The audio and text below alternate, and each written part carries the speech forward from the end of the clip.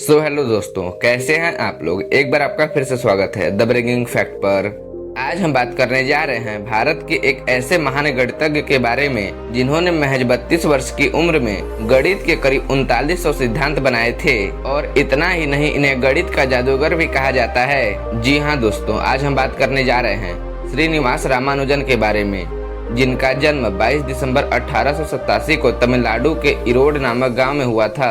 रामानुजन के पिता साड़ी के दुकान पर एक क्लर्क थे और उनकी मां हाउसवाइफ थीं। ये अपनी प्रतिभा और मौलिक शक्ति से कई महान रिसर्च किए। जी हाँ, श्रीनिवास महज 12 वर्ष की उम्र में बिना किसी औपचारिक शिक्षा के मैथमेटिक थ्योरम को खोजना शुरू किया और महज 32 वर्ष की उम्र में इन्होंने 3900 सिद्धांत बनाए, जिससे गणित के कई सवाल हल किए गए हैं। इन्हें गणित की भाषा में आइडेंटिटीज और इक्वेशंस कहा जाता है। रामानुजन अपने वक्त से बहुत आगे तक सोचते थे और साल 1919 में उन्होंने मार्क थीटा की खोज की, जिससे ब्रह्मांड की सबसे बड़ी पहेली ब्लैक होल को सुलझाया जा सकता है। गणित के जिन सूत्रों को सुलझाने में बड़े बड़े गणितज्ञों को घंटों लग जाता था, उसे रामानुजन मिनटों में सॉल्व कर देते थे। वह कहते थे कि मेरे लिए उस सूत्र का कोई मतलब नहीं है जिससे उन्हें आध्यात्मिक विचार प्राप्त ना हो। रामानुजन का बचपन काफी संघर्षों से भरा रहा है। साल 1989 में चेचक के गिरफ्त में आने से उनके सभी भाई और बहनों की मृत्यु हो गई।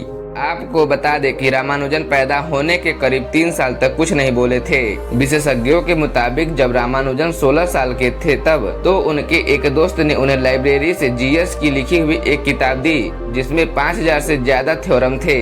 इस किताब को पढ़ने के बाद रामानुजन साहब के मैथ जीनियस बनने का सफर शुरू हुआ। गणित में विशेषज्ञ होने के कारण रामानुजन को सरकारी आर्ट कॉलेज में पढ़ाई करने का मौका भी मिला और उन्हें स्कॉलरशिप भी मिलने लगा। रजिस्टर महंगा होने के कारण रामानुजन स्लेट का प्रयोग करते थे, जिसमें स्लेट से फार्मूला उतारते थे। जब वह कहीं नौकरी की तलाश में जाते थे तो अक्सर वही रजिस्टर दिखाते थे, लेकिन लोग उनके रजिस्टर को नजरअंदाज कर देते थे। ब्रिटेन के प्रोफेसर हार्डी रामानुजन को दुनिया के सबसे महान गणितज्ञ मानते थे। हार्डी ने साल 1913 में रामानुजन को कैम्ब्रिज विश्वविद्यालय में आमंत्रित किया था। हालांकि साल 1919 में वह भारत लौट आए थे। भारत लौटने के बाद वह टीबी जैसी भयानक बीमारी से ग्रस्त हो गए और 26 अप्रैल 1920 में मात्र 32 वर्ष की आयु में इनका निधन हो गया। और श्रीनिवास रामानुजन को वह सम्मान नहीं मिला जिसकी काबिल थे और आज भी इन्हें भारत में कई लोग नहीं जानते हैं। और इतना ही नहीं, श्रीनिवास रामानुजन के सम्मान में साल 2005 में रामानुजन पुरस्कार की शुरुआत भी हुई। इसे international centre of theoretical physics Ramanujan पुरस्कार भी कहा जाता है। रामानुजन पुरस्कार दुनिया के सबसे प्रतिष्ठित पुरस्कारों में से एक है।